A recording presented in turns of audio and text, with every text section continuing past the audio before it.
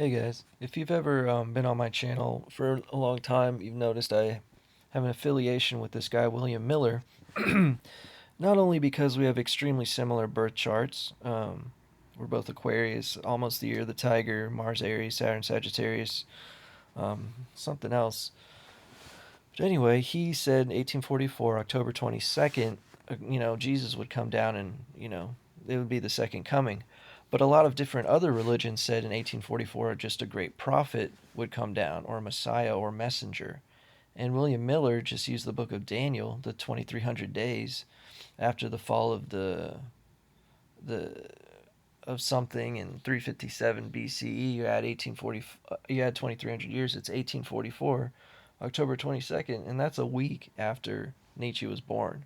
And I was well into Nietzsche for 8 years prior to having even heard of William Miller, so I knew Nietzsche was special. I just didn't realize the total implications. And he turned Christianity on its head because he called out all the hypocrisy that the pagan Christian religion that's taken over the world has done to the world. Anyway, Bill Miller's name is hidden, as you've probably been reading, not listening to me. Uh, his name is hidden in all these movies. Bill Miller in Pleasantville. His name is William Miller in Almost Famous, one of my favorite movies. William Miller is also mentioned in Ulysses and the recognitions, literally as William Miller, not just some character. And then Broken Flowers had Daniel Miller. I thought it was only interesting because Miller uses the book of Daniel to calculate um, this Messiah. Then we have the movie We're the Millers, then The Millers. In 2001, there's a Mr. Miller, and Mrs. Turner says, I don't know, Bill. So Bill Miller once again. Eyes Wide Shut, Bill, and Doc Miller, Dr. Miller. And in 47 minutes into Clockwork Orange, they say Great Disappointment. And that's what the 1844 Jesus Not Coming Back was known as, the Great Disappointment. It's just weird that they have all these different ways of hiding some dude's name who no one knows to look for. And that's, one of the only guys I've discovered. And my life is full of these little synchronicities. And the 210, season 2, episode 10, episode blah, blah, blah. Sorry, I repeated that. Of Friends, that's my birthday. I always consider it February 10th. Rachel literally said, go to page 153 in some book they were reading or magazine. And I was like, oh my God. I was like, wasn't even expecting something obvious to happen, but something did obvious. And Bob had a drinking problem, and I've struggled with, that before. And they use the word goober, and then there's this double of Ross named Russ, and that this was actually the day that I went to Ross's for the first time, open carrying my pistol. Is the same like week this happened.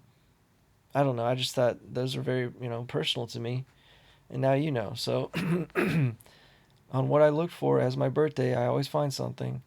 They say page 153, which is of the fish. Of course, John 21, 153 fish are caught away. Just like in I Pet Goat, it shows the fish jumping into the boat with Jesus. Literally. I Pet Goat too.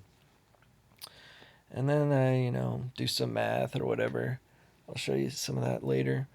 Uh, See, like when you cube 210, you get 9261000. But if you just add the numbers in there, 92 and 61, it's 153. I thought that was cool, but here's what I thought was really interesting. If you square Jesus' name, 888 and 888, you get this number. Divided by the Trinity, 333, you get 2368, which equals Jesus Christ. That's the gematria of Jesus Christ. Jesus 888, Christ is 1480. Okay? It's a it's crazy. And then if you just square it 888 again, and then divide that by 2160, which of course is the precession of the equinoxes, you get how many days there are in a solar year. Isn't that cool? I thought so too. I mean, I discovered that. No one else. Like, I'm discovering things, yet I don't have a book yet. How would I get published? I'm not David Wilcock saying Jesus is, coming back. If I say something new agey, they'll let me post my findings. But if my findings are that Jesus is right, the mainstream's never going to want to use it unless it's Joel Osteen New Age Jesus, which is not the real Jesus, guys. Anyway, more math, sorry.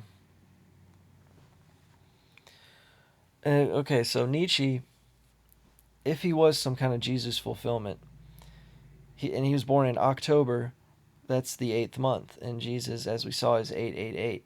Octagon, December should be decimal for 10. Septagon is 7, not 9 for September.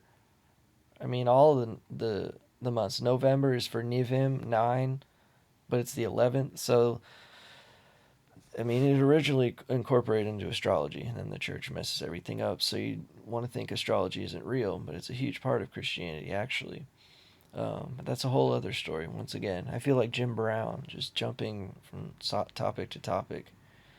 Anyway, last thing, I did 144,000 divided by triples. So there's a couple interesting ones. 432 for 3, because 432 is, if you square that, it's the speed of light in miles per second, like 186,620 or something like that. And then I got 216 when I did 666. And what is 6 times 6 times 6? It's 216. And, on to infinity, not just to 16.0. And then when I did it by 888, which represents Jesus, I got the numerical value of son of the right hand, Benjamin. And Jesus sits on God's right hand. So Benjamin means son of the right hand. It adds up to 162, which is Jesus. He is the son of the right hand.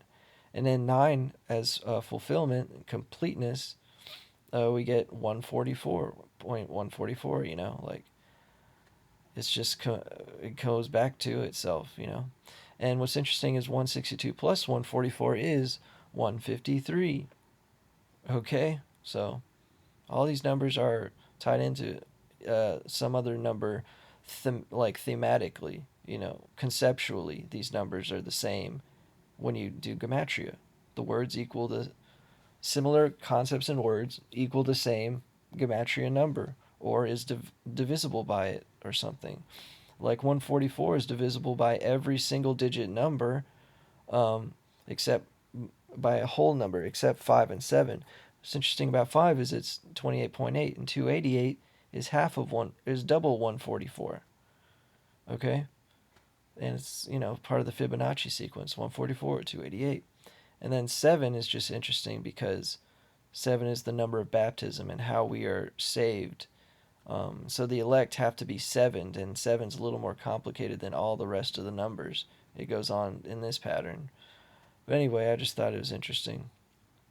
And yes, it's America's Christianity that's New Age. They do all the water baptisms was pagan. Speaking in tongues is from ancient cultures. It's interpreted differently because we can't read a Greek Bible. Christmas is pagan. It's the Tamu worship. Easter is pagan. It's the Ishtar worship.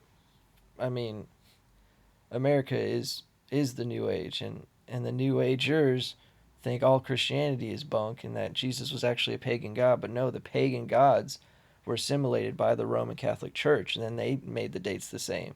Historically, they're not. Jesus was not born December 25th, ever. But anyway, that's part of the deception. To debunk something, you got to make it seem dumb to the mainstream. So Christianity's dumb, and doing whatever the fuck you want is in, and that's always been in since the days of Babylon. Let us make us a name. All right. Anyway, have a good one.